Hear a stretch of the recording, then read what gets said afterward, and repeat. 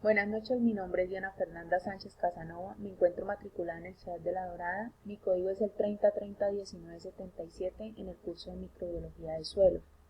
A continuación voy a dar la explicación acerca de la documentación de experimento de columna de Winogradsky, desarrollada inicialmente por el microbiólogo ruso Sergei Winogradsky, a quien se le atribuye el nombre que lleva hoy en día la columna. La documentación empieza con esta evidencia fotográfica acerca de los materiales utilizados, sustrato de suelo, aporte de carbono, en mi caso utilicé la servilleta, el aporte de calcio que fue la cáscara de huevo, el aporte de azufre que fue la yema del huevo.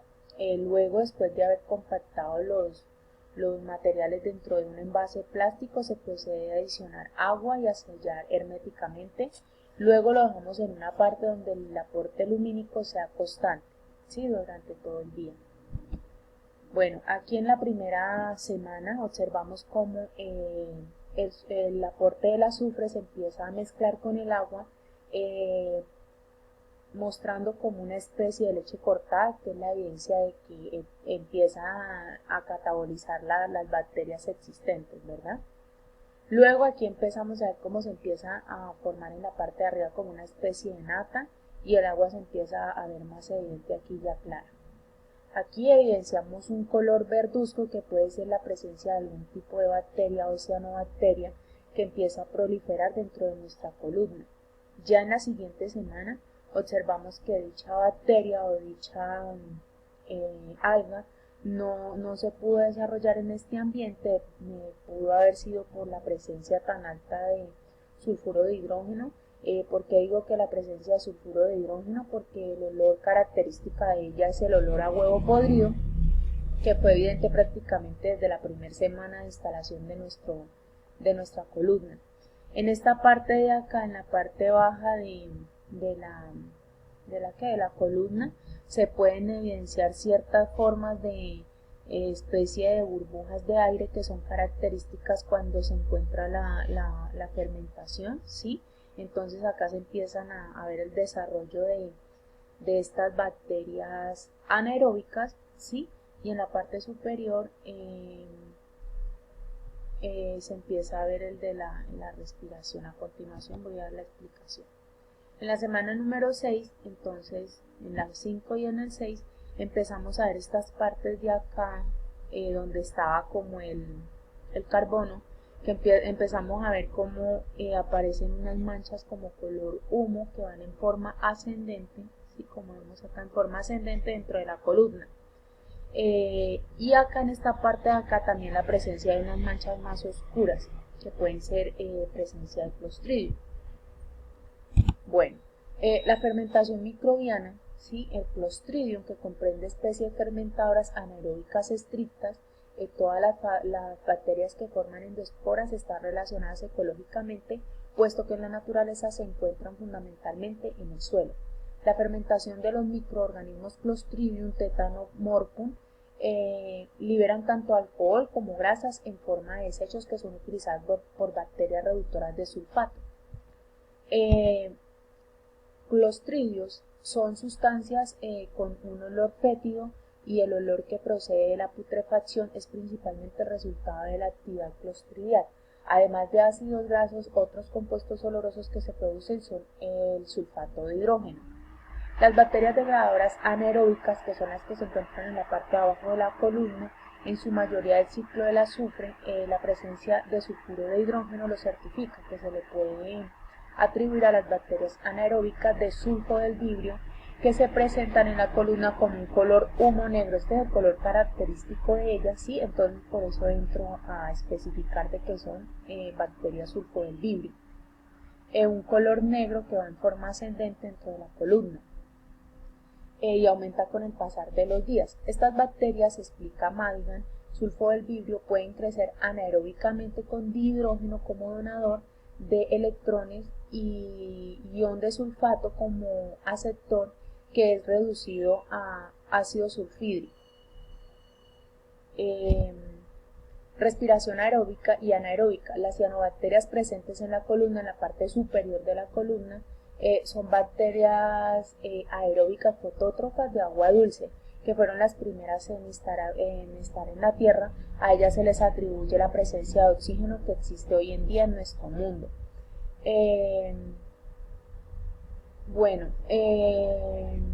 también pueden llegar a crecer en unos ambientes bastante inhóspitos, como en el caso de la presencia muy alta de sulfato, como en esta columna que la presencia de sulfato fue bastante alta, porque mi aporte de sulfato fue mayor. El de yema de huevo lo hice, o sea, la cantidad fue mayor en diferencia tanto del carbono y del calcio. Bueno, el ciclo del azufre puedo estar relacionando a las bacterias Vegiatoba oxidadoras de azufre, desasimiladoras.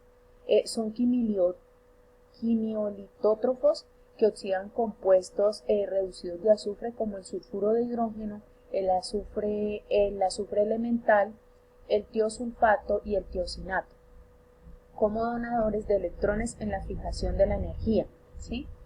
Se presenció en la columna, donde el color amarillo y un poco naranja en la zona media de la columna fue muy notorio, ¿cierto? Y fue muy evidente.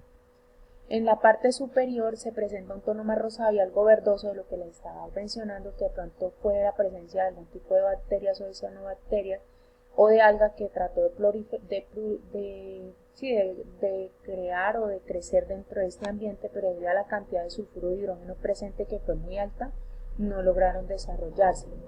Bueno, la presencia de fermentación, que es notoria, o burbujas de aire, es símbolo de catabolismo, donde un compuesto orgánico es donador y aceptor de electrones. El catabolismo de los microorganismos aeróbicos y algunos anaeróbicos presentes en la parte superior de la columna se presenta como la respiración de microorganismos pseudónomas fluorescentes. Estos son aquellos que se presentan cuando hay exposición lumínica, ¿sí? Que era en el caso de la columna. Cuando existe oxígeno se produce la respiración, porque genera más energía más que en la fermentación, pero de llegar a ser lo contrario, de que de pronto no tengan la suficiente energía de la respiración, estas bacterias también pueden suplirlo mediante la fermentación. Y será suficiente para aportar a la energía que ellas necesitan. La fermentación presente dentro de mi columna se produjo gracias a las bacterias que se alimentaron de la celulosa de aporte de carbono, en mi caso la servilleta, ya que estas son millones de micropartículas de celulosa que a su vez son convertidas en glucosa para ser aprovechadas por las cianobacterias que encontramos en la parte superior.